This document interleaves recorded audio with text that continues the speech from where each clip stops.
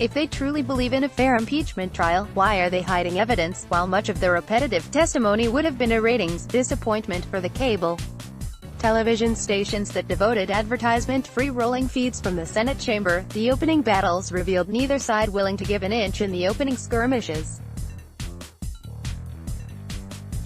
Senator Amy Klobuchar, "This isn't the place, and we're all there to do our duty." AP efforts to pass motions calling for emails, diplomatic cables and WhatsApp messages of key Trump administration officials were repeatedly shut down, leaving Democrats with little option but to decry the Republican-controlled process. Even so, there was one concession from Senate Leader Mitch McConnell.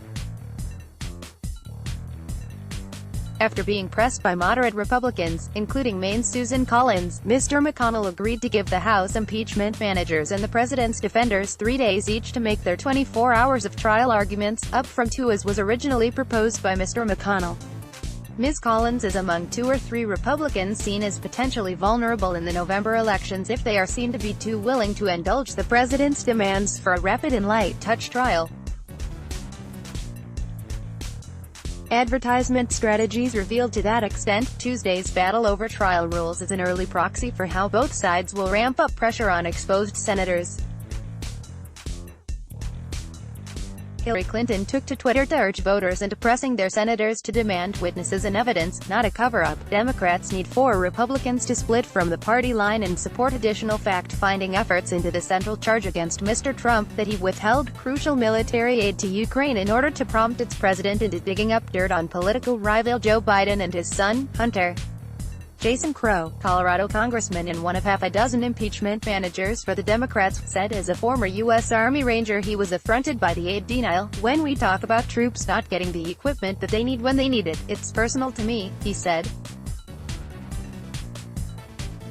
Ms. Collins, a veteran of the Senate impeachment trial against Bill Clinton 2 decades ago, said it was likely that she would support a motion to subpoena witnesses after she hears out the case against Mr. Trump. Republicans hit back at Democrats, saying they had their chance in last year's House impeachment to call for witnesses and documents. Advertisement. They stuck to the now familiar argument that Mr. Trump did no wrong and that his actions in Ukraine fell short of the standard needed in the Constitution to warrant impeachment and removal from office. "A partisan impeachment is like stealing an election," said White House counsel Pat Cipollone, who added that some Democratic presidential rivals were angry at having to sit in the chamber rather than campaign for next month's opening caucus. "Some of you are upset because you should be in Iowa right now." Senator Amy Klobuchar slammed Mr. Cipollone for injecting politics into the proceedings. "I literally couldn't believe he did it. This isn't the place, and we're all there to do our duty," she said. The trial was a test for television viewers and senators alike. Many showed signs of growing weariness as the day stretched into the evening, trapped by the chamber's strict rules that they must sit in silence without access to coffee or cell phones. They cannot leave the venue and are allowed only glasses of water and, bizarrely, milk. None appeared to have opted for milk. Some senators left their tables bare and others had them piled high with papers. Once Democrats exhaust their efforts to change the rules of the trial, both sides in coming days are expected to begin presenting their case. Let's block ads. Why?